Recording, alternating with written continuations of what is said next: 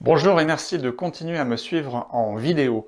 Aujourd'hui, je vais vous parler de ZFE parce que je suis particulièrement sollicité pour ce sujet qui n'est pas obligatoirement bien compris par tout le monde et je peux tout à fait comprendre le trouble qui saisit certains de nos concitoyens.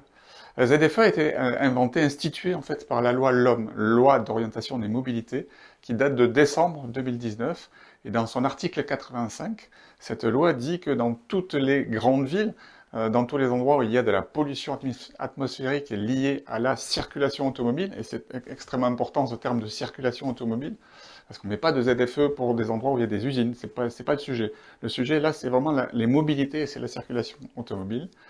Donc la loi impose de mettre en place, pour les communes de plus de 100 000 habitants, impose de mettre en place un périmètre dans lequel on va restreindre la circulation automobile, et en tout cas pour les automobiles les plus polluantes. La loi dit également que chaque métropole ou chaque commune met en place le système qu'elle souhaite mettre en place en fonction de ses endroits de pollution, met en place le périmètre qu'elle désire, met en place toutes les modalités qu'elle désire. Par exemple, les horaires, par exemple les jours dans la semaine, voilà. Certaines communes, par exemple Paris, met en place la ZFE du lundi au vendredi de 8h à 20h et exclut les véhicules de collection. C'est pareil pour un certain nombre de grandes villes.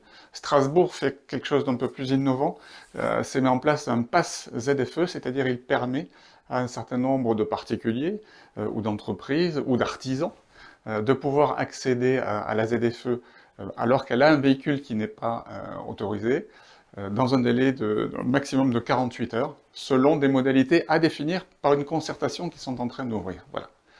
Aujourd'hui, Toulouse va mettre en place cette ZFE également, dès que le décret d'application de la loi sera signé par la ministre.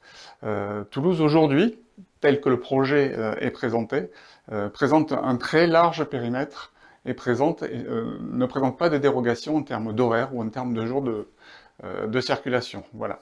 Alors ça peut effectivement poser des problèmes, en tout cas ça interpelle. En tout cas dans la circonscription dans laquelle je me trouve, ça interpelle notamment les commerçants du boulevard d'Atlanta qui se retrouvent à l'intérieur de la ZFE et donc ne pouvant plus recevoir de clients dont les véhicules ne seraient pas susceptibles de pouvoir rouler en ZFE.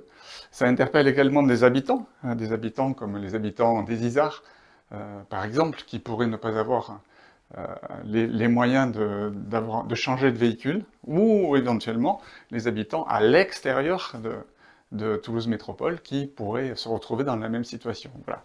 Donc peut-être le projet est-il encore à affiner, en tout cas à concerter, comme ça se fait à Strasbourg encore à l'heure d'aujourd'hui, comme ça se fait aussi dans d'autres grandes villes. C'est pas à moi à en décider, puisque c'est la métropole qui est tout à fait maître pour décider ça. Mais effectivement, regardons ce qui se fait ailleurs et peut-être prenons-en quelques enseignements. Voilà. Merci de continuer à me suivre, continuez à me poser des questions et je suis à votre disposition pour y répondre, en tout cas avec mes réponses. À bientôt.